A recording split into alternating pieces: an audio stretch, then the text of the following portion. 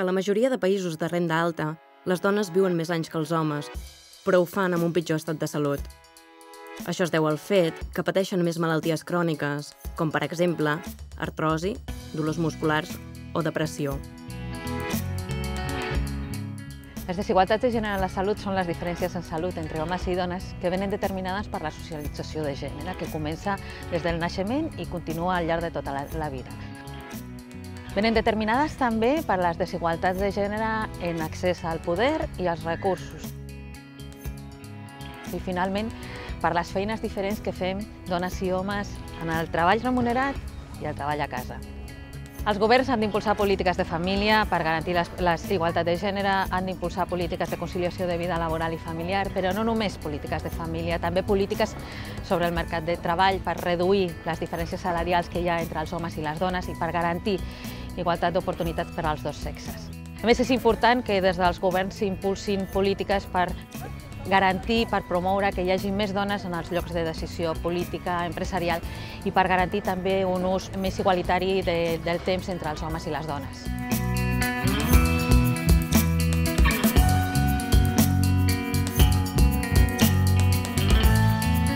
El projecte europeu SOCI, coordinat per l'Agència de Salut Pública de Barcelona, ha avaluat en 2 estudis la relació entre les diferents polítiques de família a Europa i les desigualtats de gènere en salut.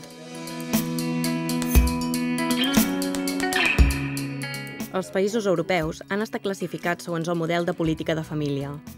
Així, hi ha països com els nòrdics, on l'Estat subministra molts serveis públics i facilita que els homes i les dones comparteixin la feina tant dins com fora de casa.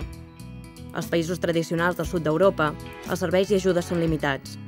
Això fa que les dones s'encarreguin de la cura de la família i tinguin un paper secundari al mercat de treball.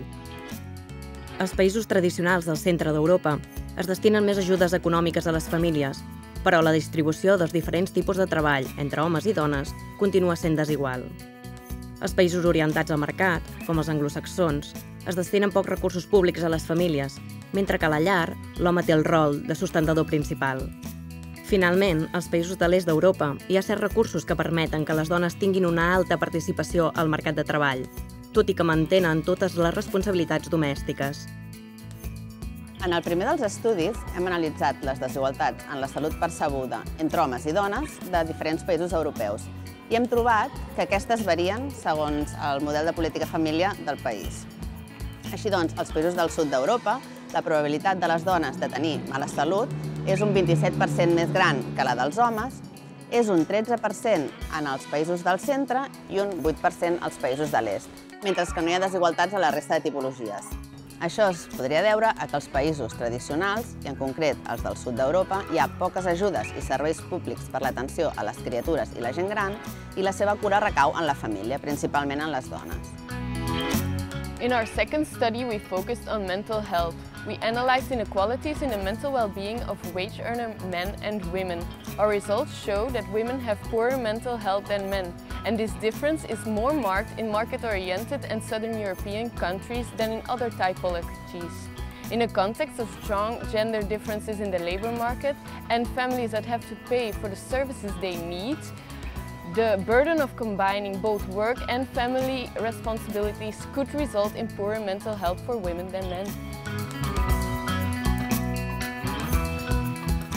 Aquests estudis han trobat desigualtats en salut entre homes i dones, sent les dones les que mostren pitjors indicadors de salut. Aquestes desigualtats podrien disminuir amb polítiques adequades, com per exemple l'augment de l'oferta de serveis públics per a infants i la gent gran, igualtat de sous i de condicions laborals per a homes i dones, així com amb més presència de les dones en llocs de presa de decisions.